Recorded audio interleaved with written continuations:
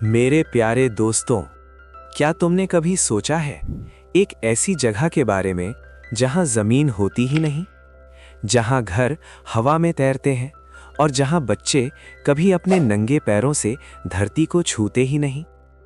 आज मैं तुम्हें एक ऐसी ही जादुई कहानी सुनाने जा रहा हूं, एक ऐसे शहर की जिसका नाम था आकाशदीप। आकाशदीप कोई ऑर्डिनरी शहर नहीं था, ये बादलों के ऊपर बसा हुआ था, बिल्कुल एक सपने की तरह। उसके घर, उसके बाजार, उसके खेल के मैदान, सब कुछ हवा में तैरता था। कैसे? एक बहुत ही प्यारी चमकती हुई परी के जादू से। उस परी का नाम था रानी तारिका। रानी तारिका ने अपनी जादुई छड़ी से आकाशदीप को बनाया था ताकि यहाँ के लोग हमेशा खुश और आज़ाद महसूस करें, जैसे पंछी। आकाशदीप में सबसे खास बात थी उसके बच्चे। वो इतने अद्भुत थे कि उन्हें हवा के फूल बुलाया जाता था। उन्होंने कभी जमीन देखी ही नहीं थी। वो जन्म से ही हवा में खेलते थे, उड़ते थे और एक बदल से दूसरे बदल पर छलांग लगाते थे। उनके पैर इतने हल्के थे कि वो कभी नीचे नहीं गिरते थे। उनकी आंखों में आसमान का नीला रंग और दिल में हवा की चंचलता भरी थी। इस शहर में एक छोटा सा प्यारा लड़का रहता था जिसका नाम था वीर। वीर बहुत क्यूरियस था, हमेशा नए सवाल पूछता था। उसके बाकी दोस्त तो उड़ने और खेलने में बिजी रहते थे, पर वीर अक्सर नीचे झांकता था, नीचे, बहुत नीचे। वहां जहां घने जंगल थे, ऊंचे पहाड़ थे और एक बड़ी सी नीली नदी बहती थी। वीर को लगता था कि वहां कोई राज छुपा है। एक दिन वीर ने अपनी दादी से पूछा, दादी, ये जमीन क्या होती है? क्या वहां सच में लोग चलते हैं? दादी मुस्कुराई और बोली, बेटा, जमीन एक बहुत ही सॉलिड चीज होती है जहां सब कुछ जड़ा रहता है। हवा में उड़ने वालों के लिए वो थोड़ी अलग होती है। हम तो आजाद हैं, बिना किसी बंधन के। पर वीर के मन में जमीन को छूने की इच्छा और बढ़ गई। कुछ दिनों बाद आकाशद्वीप में एक स्ट्रेंज प्रॉब्लम शुरू हो गई। जादुई चमक थोड़ी कम होने लगी थी। घर थोड़े नीचे आने लगे थे, धीरे धीरे, इतना कि बच्चे डरने लगे थे। रानी तारिका भी परेशान थी। उसने सबको बताया कि आकाशद्वीप की शक्ति कमजोर हो रही है। ये तब होता है जब हवा के फूल, मतलब बच्चे, अपनी क्यूरियोसिटी खो देते हैं और जमीन को भूल जाते हैं। जमीन से हमारा कनेक्शन, भले ही हम हवा में उड़ते हों, बहुत जरूरी है।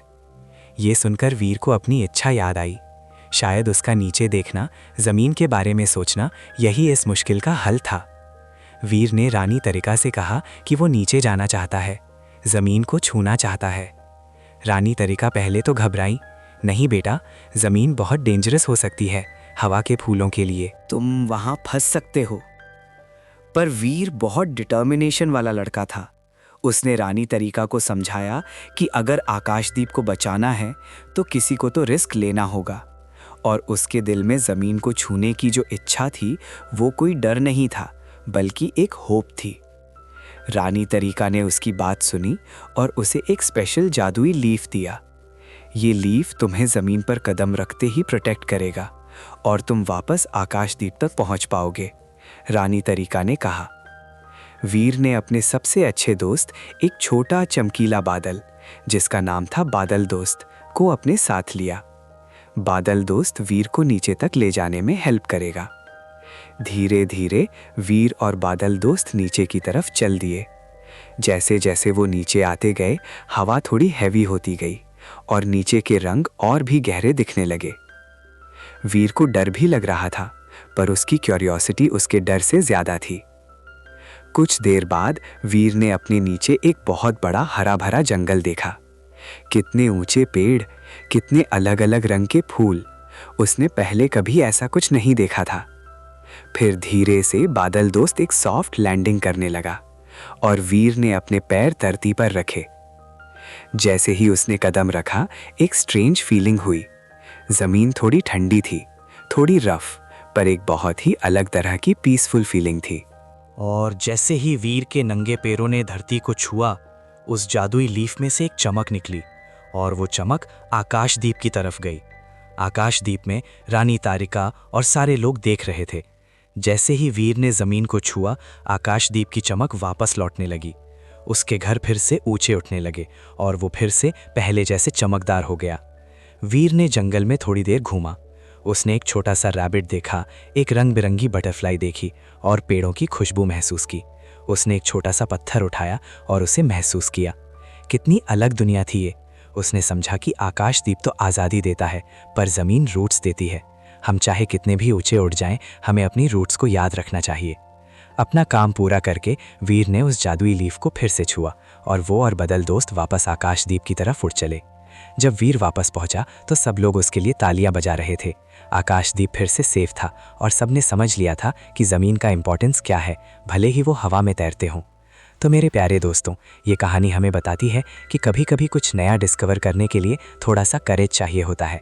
और ये भी बताती है कि चाहे हम कितने भी आज़ाद हो जाएं, कितने भी ऊंचे उड़ जाएं, हमें अपनी रूट्स को कभी नहीं भूलना चाहिए। क्योंकि रूट्स ही हमें स्ट्रेंथ देती हैं और हमारी आइडेंटिटी बनाती हैं।